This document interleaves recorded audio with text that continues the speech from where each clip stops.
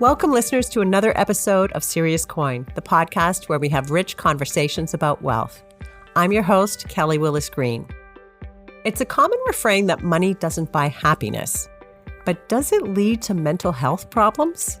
Why are the wealthy 3 times more likely to struggle with addiction than the rest of the population? And why are children raised in affluent homes at significantly higher risk of mental health problems than their lower income peers? Is there a link between wealth and mental health ailments?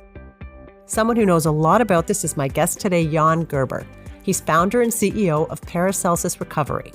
Based in Switzerland, it's the most exclusive addiction and mental health clinic in the world. They provide ultra-discreet, hyper-customized, holistic treatment for the world's elite. We're talking titans of tech, inheritors of old money fortunes, A-list actors and athletes, heads of state, and members of royal families. At Paracelsus, they typically take in only 2 or 3 clients at a time, and they go deep, treating all manner of maladies, from substance abuse to eating disorders to depression, anxiety, and various personality disorders. It was fascinating talking to Jan about the mind-body-spirit connection to our mental health, and there are lessons in what he had to say for all of us. We also talked about the concept of imposter syndrome and its prevalence among the financially successful. We discussed the connection between creative genius and mental health conditions, and the one thing Jan says most wealthy people need to learn the hard way. But first I asked Jan how a biz school graduate who was adamant he would never work in healthcare ended up founding a treatment center that has set the new standard for mental health care globally. Here's what he had to say. Like many of the more interesting founder stories, it's not like I sat down and it's like, okay, what could be an interesting business opportunity? And then make a plan and then get your funding and take a few detours and right time, right place. Long story short is my dad's a psychiatrist. My mom's a clinical nurse specialist. I remember very clearly telling myself, I will never go into healthcare. Every day you're confronted with so much suffering and then you take that home. How do you deal with that? So I took a detour. I studied business administration, finance, went into consulting for banks, insurance companies and all that. But I always had the entrepreneur in me. I knew that one day I'll build my own business. And I did. Basically what happened was a friend of the family, they called my parents. They look, we have a guy, he's a CEO of a stock market listed company. He struggles with drinking and he cannot go to any plastic rehab because there's a massive stock market valuation risk. Nobody can find out. Can we help? And then he moved into the guest room at my parents' place. And we found a butler and a yoga teacher and a few people around. And then we realized, and I, as the entrepreneur, also realized, yes, there is a business opportunity, but there's also unmet need. There is suffering there. There is a demographic of people who do struggle and who, when it comes to accessing appropriate mental health care, they're like a minority. They don't have access to proper, culturally competent, confidential, on that level, mental health care. So that's why we decided to create this concept. And then it just evolved from there. I know that you deal with a very special demographic, very rarefied demographic, people with fabulous wealth and power, and yet they are suffering from some sort of mental health ailment. And in fact, one of the statistics I learned through you was that the wealthy are in fact 3 times more likely to be battling problems of addiction and substance abuse than the average population. Is there a link between wealth and mental health issues?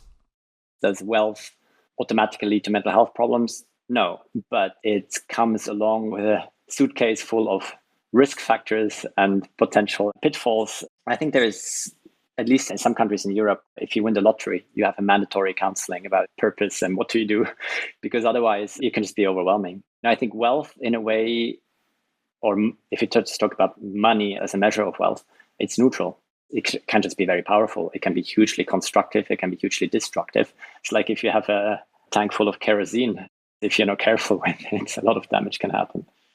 Somebody else on my show at one time described money like water.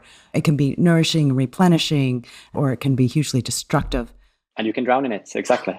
So, Jan, what are some of the risk factors that you mentioned that come along with these suitcase of issues? There's a whole bunch, but what we see more often than not is topics around purpose or lack of purpose. Loneliness is a massive factor. Who can I trust? I'm loved for who I am as a person. And often kids growing up in wealth are primed to be careful with who they trust.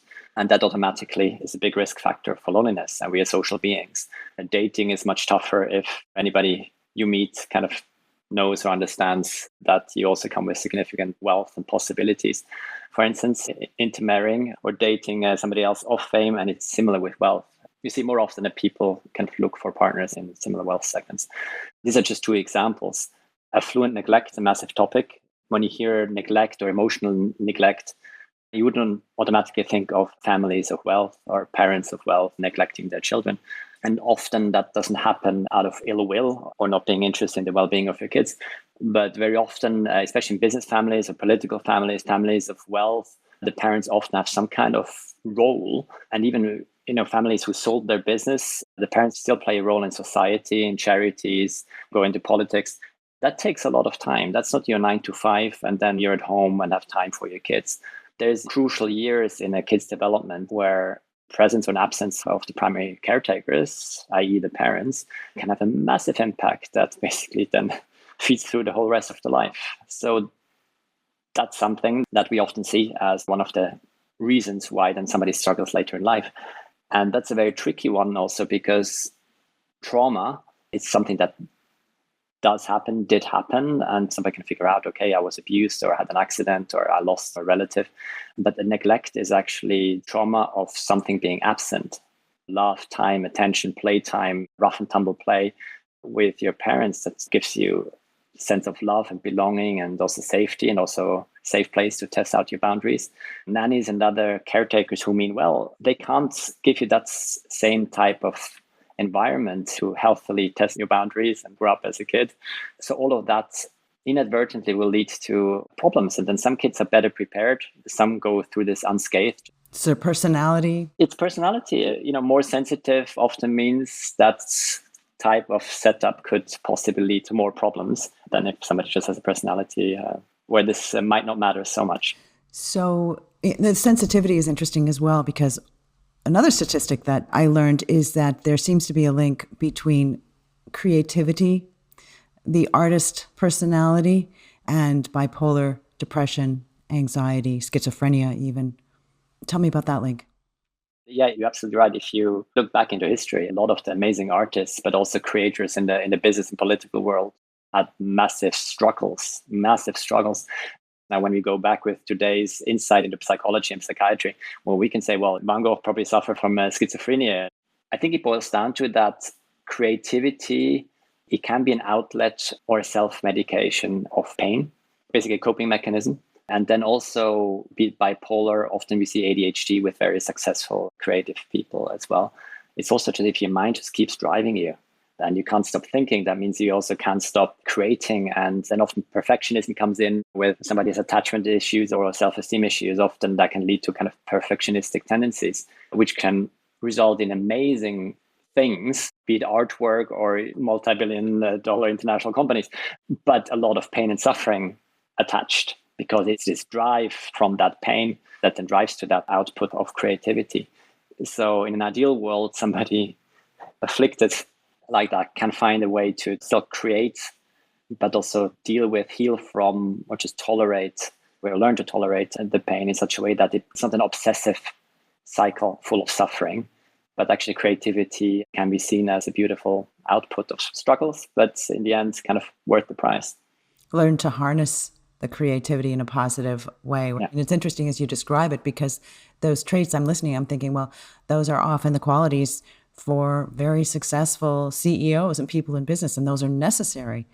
And what you're saying, they don't always come along with the mental health challenges, but often they do. And very often they do unbeknownst to others, even sometimes close family members, but especially the public. So if you look at many of the high achievers out there from the outside, it seems that they have a good life, perfect life. If you look at the Instagram or even friends who know them, because when it comes to being very successful and still struggling emotionally, which often comes together, we have another factor, we have another issue, is that these are often very creative, sensitive beings. And imagine becoming very wealthy through what you do, but still feeling empty or feeling pain. as a result of that, you often see something we call imposter syndrome, or I'm not deserving of all of this. And especially I can't even speak to anybody that I'm not happy, I'm not fulfilled, because everybody else will look at me and like, what's he complaining about? What have you got? Right. So that isolates even more, and it's kind of part of a vicious circle, because isolation with your pain means more pain, less access to professional help, less access to friends you think you can trust or who will listen to you or understand you.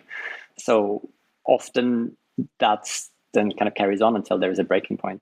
What prompts people to seek treatment? Is it a crisis? Is there a trigger of some kind? Normally there's some kind of crisis, breaking point, pain or struggles or issues building up to a point where you just can't handle it anymore. Humans are equipped for tolerating an immense amount of suffering without breaking down. And then it can be just that one drop, it can be something small. Can you give me an example? I can give you an example from my personal life.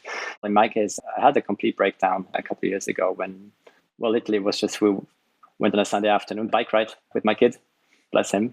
And he had a bit of an emotional meltdown because he didn't want to ride his bike. He was how old? He was 4 at the time. I just had to somehow get back. So I snapped for a moment. I go loud to him, which is against my values. But in that moment, everything broke down for me, because I looked in his eyes and I saw that, he was shocked for a moment. That I was like, no, behave now. And then I went straight to bed for a few hours. I had this complete emotional breakdown, start of a depressive episode. First time in my life that I ever felt something like that.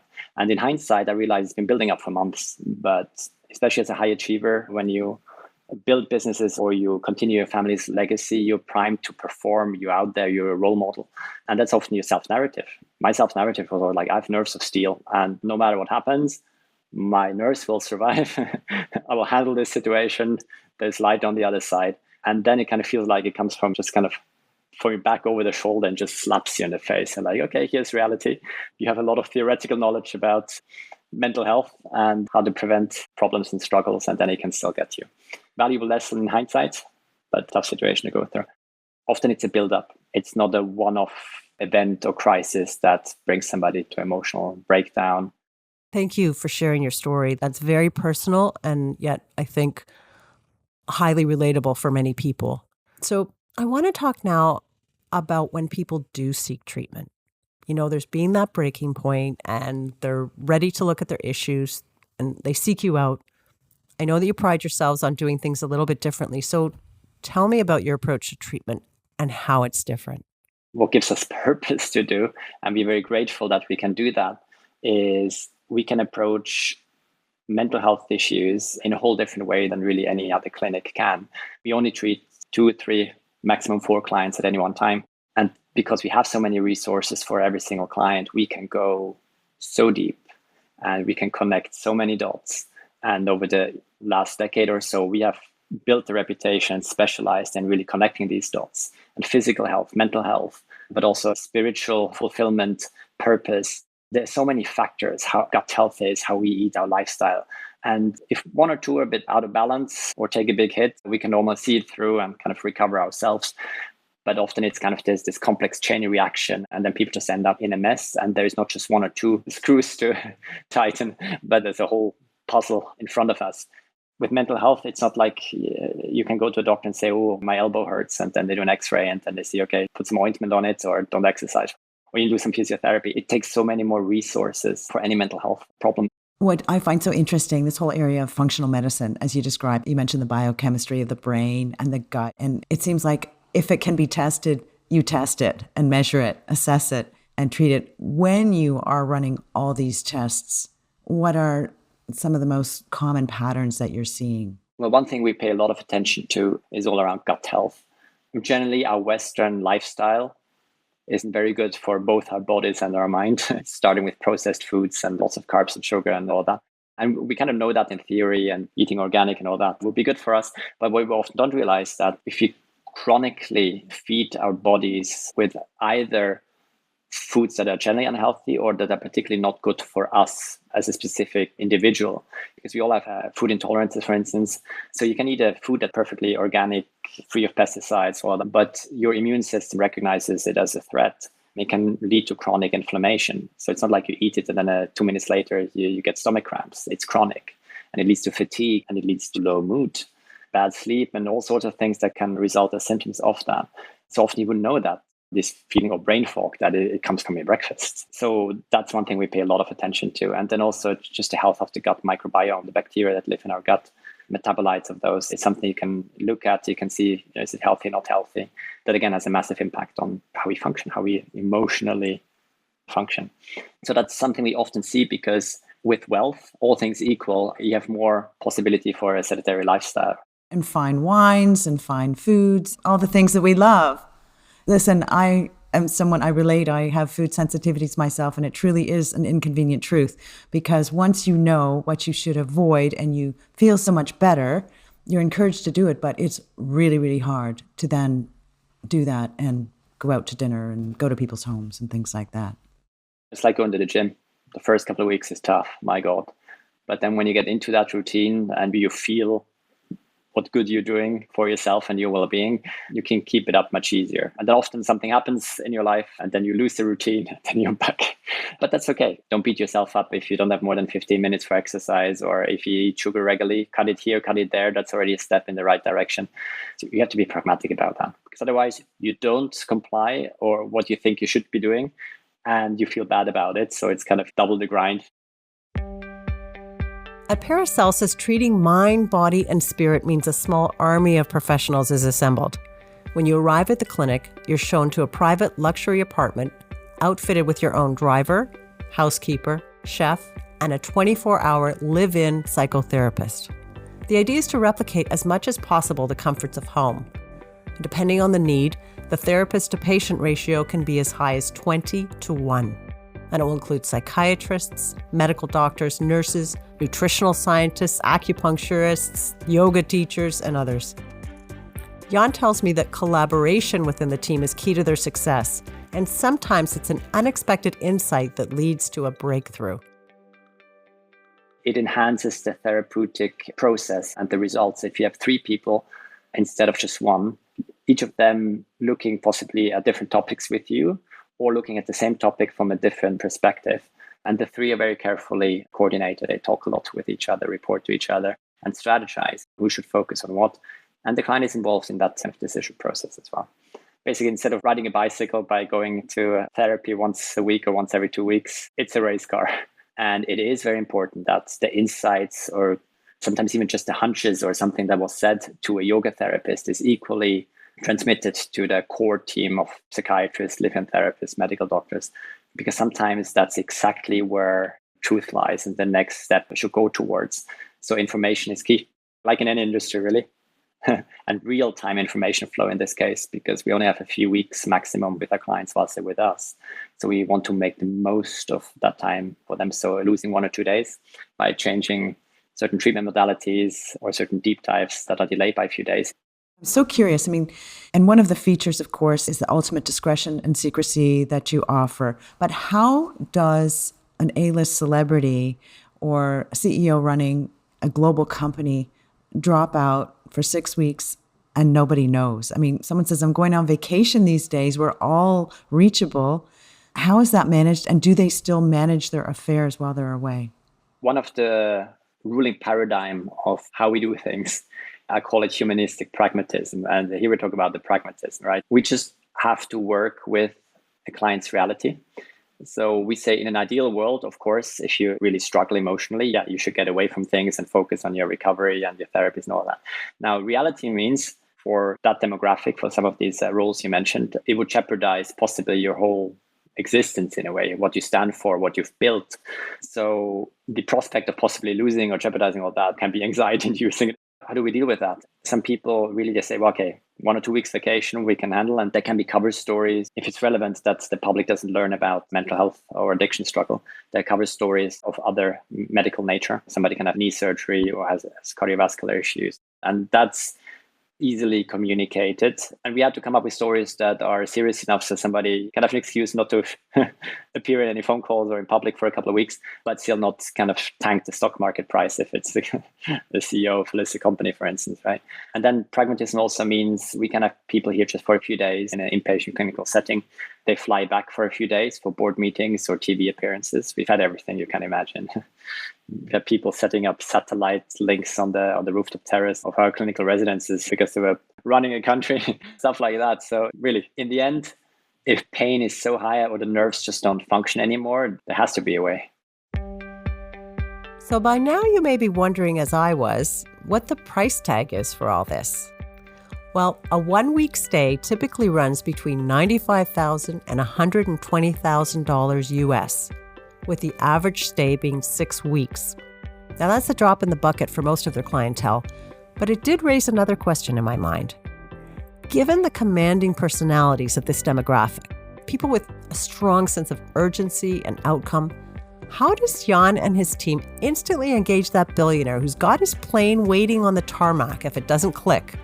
How do they get them to commit to a process that challenges the client's control and doesn't produce instant results?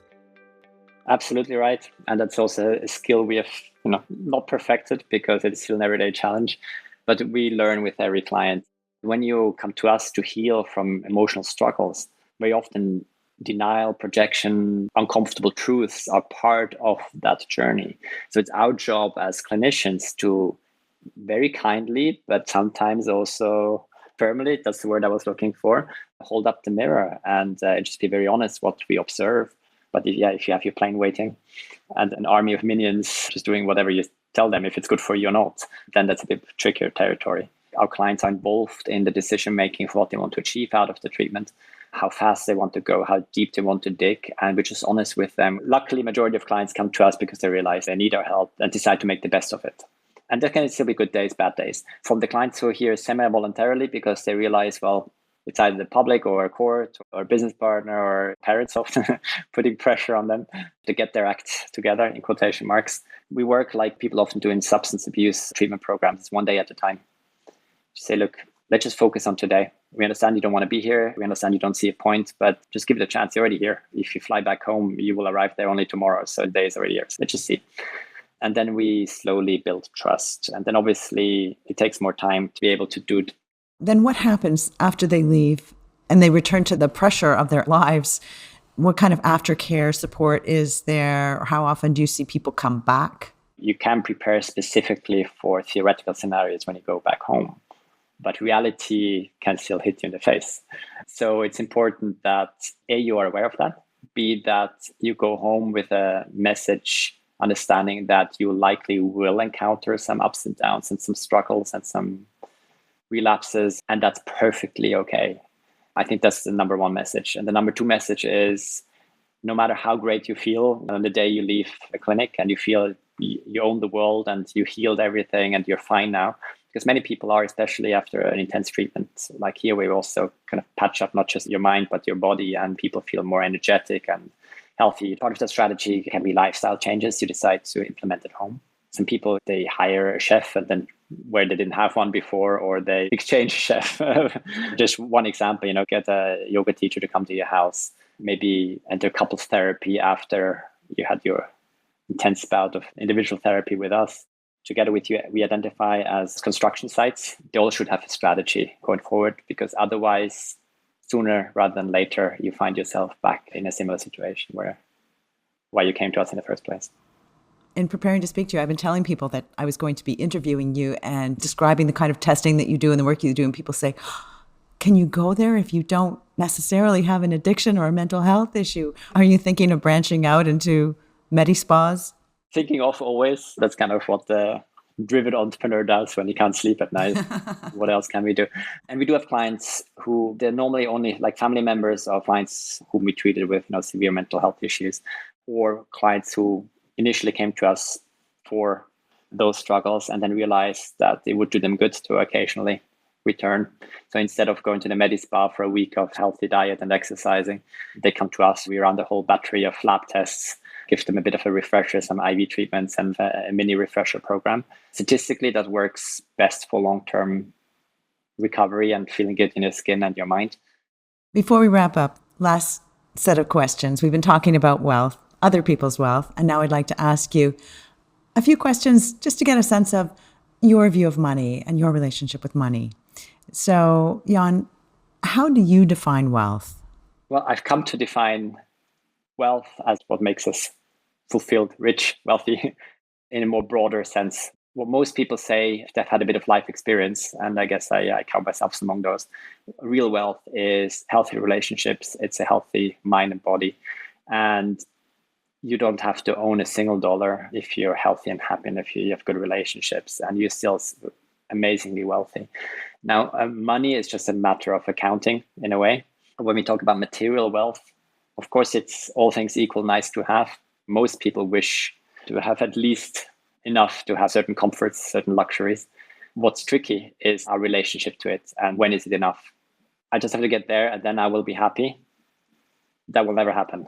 That will never happen. That's what we have to just be very much aware of. Most people have to learn it the hard way.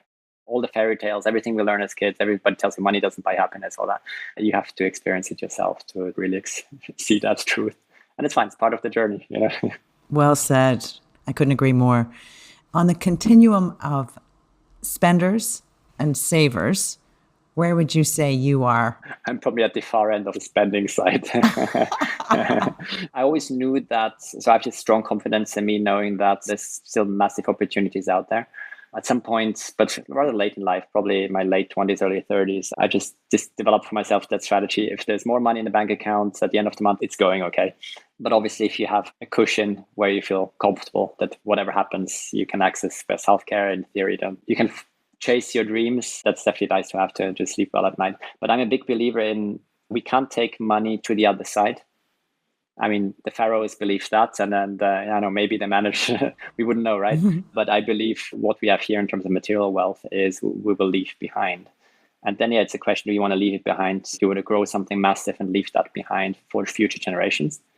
But then you have the responsibility to prepare them well, because otherwise it could be more the curse than a blessing, right? Spend on yourself. Don't feel guilty about spending on yourself. Find a balance and spending on others and mitigating or healing the pains of the world. There can be great purpose in charity. Don't feel guilty also on a few splurges here and there. Good for you. I could use some help with that. What is the best piece of financial advice you've ever been given or you've given to someone else? Financial advice, maybe not in terms of how you best invest, all of that, but just generally when it comes to advice around money, buying things, even if you can afford amazing things, just pay attention to if that really fulfills you or makes you happy. And if you see a pattern that it doesn't, then try to break that pattern. And when it comes to significant wealth, and you often see that with second generation onwards, I mean, you just have this spending power at your disposal. It's often just spending time shopping, binging, from handbags to cars to sometimes just boats and planes, depending on which wealth level you're at. But the short-term dopamine hits, the high you get from that, it tends to wear off quicker and quicker. That's a big risk factor. So that's the best advice that you can give to people of wealth, but at the same time, it's often a lesson that they have to learn themselves. I want to thank my guest, Jan Gerber, founder and CEO of Paracelsus Recovery, for taking us inside this extraordinary world of truly bespoke mental health treatment. For more information, you can visit their website, paracelsus-recovery.com. And if you or someone you know is struggling with mental health, we encourage you to seek professional help or contact a mental health helpline in your country. Thanks for listening to Serious Coin. If you enjoyed the content, please leave us a rating or a review. It helps us to be found by more listeners. And don't forget to subscribe so you won't miss an episode. Thanks for listening. Serious Coin is provided for your general interest only, and nothing we discuss should be taken as investment, tax, legal, or other professional advice. Always talk to a licensed professional before you make any financial decisions.